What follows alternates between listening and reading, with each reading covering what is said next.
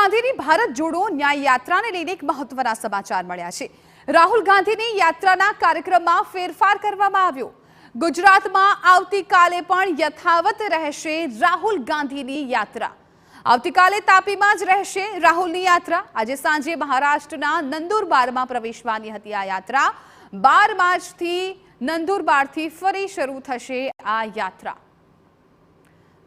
તો ગુજરાતમાં રાહુલ ગાંધીની યાત્રાનો આજે ચોથો દિવસ હતો અને હવે જે રીતે સમાચાર મળી રહ્યા છે કે આવતીકાલે પણ રાહુલ ગાંધીની યાત્રા છે ગુજરાતમાં જ રહેશે। તાપીમાં તેમની યાત્રા નીકળશે અને ત્યારબાદ સાંજે મહારાષ્ટ્રના નંદુરબાર આજે નીકળવાની હતી, પરંતુ હવે 12 માર્ચથી નંદુરબારથી ફરી શરૂ થશે રાહુલ ગાંધીની ભારત જોડો ન્યાય યાત્રા। રાહુલ ગાંધીની ભારત જોડો ન્યાય યાત્રાને લઈને આ એક મહત્વપૂર્ણ અપડેટ મળી રહી છે, જ્યાં રાહુલ ગાંધીની યાત્રા છે તેના કાર્યક્રમમાં ફેરફાર કરવામાં આવ્યો છે। આજે સાંજે આ યાત્રા છે એ મહારાષ્ટ્ર તરફ જવાની હતી, પરંતુ હવે 12 માર્ચથી યાત્રા મહારાષ્ટ્ર તરફ જશે અને આવતીકાલે તાપીમાં તેમની યાત્રા જશે। અમારા સંવાદદાતા નરેન્દ્ર રાઠોડ વધુ જાણકારી આપી રહ્યા છે। નરેન્દ્ર, જે રીતે રાહુલ ગાંધીની યાત્રા છે આજે સાંજે મહારાષ્ટ્ર તરફ જવાની હતી, પરંતુ હવે ગુજરાતમાં જ તેમની યાત્રા લંબાવવામાં આવી છે।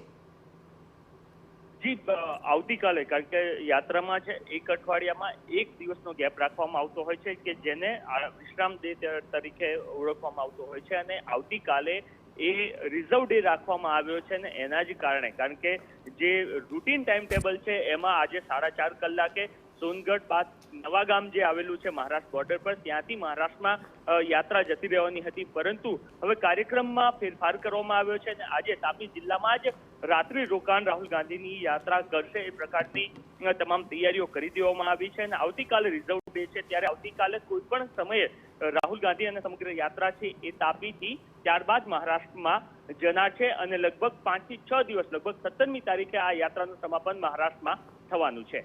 જી બિલકુલ નરેન્દ્ર, આભાર સમગ્ર માહિતી બદલ। તો આ કાર્યક્રમમાં થોડા ફેરફાર થયા છે। ગુજરાતમાં આવતીકાલે પણ રાહુલ ગાંધીની જે યાત્રા છે એ યથાવત રહેવાની છે। તાપી તેમની યાત્રા પહોંચશે અને ત્યારબાદ મહારાષ્ટ્ર તરફ તેમની જે ભારત જોડો ન્યાય યાત્રા છે એ રવાના થશે। મહત્વનું હતું કે આજે સાંજે મહારાષ્ટ્રના નંદુરબારમાં આ યાત્રા છે એ પ્રવેશવાની હતી, પરંતુ હવે ગુજરાતની જે યાત્રા છે એ લંબાવવામાં આવી છે।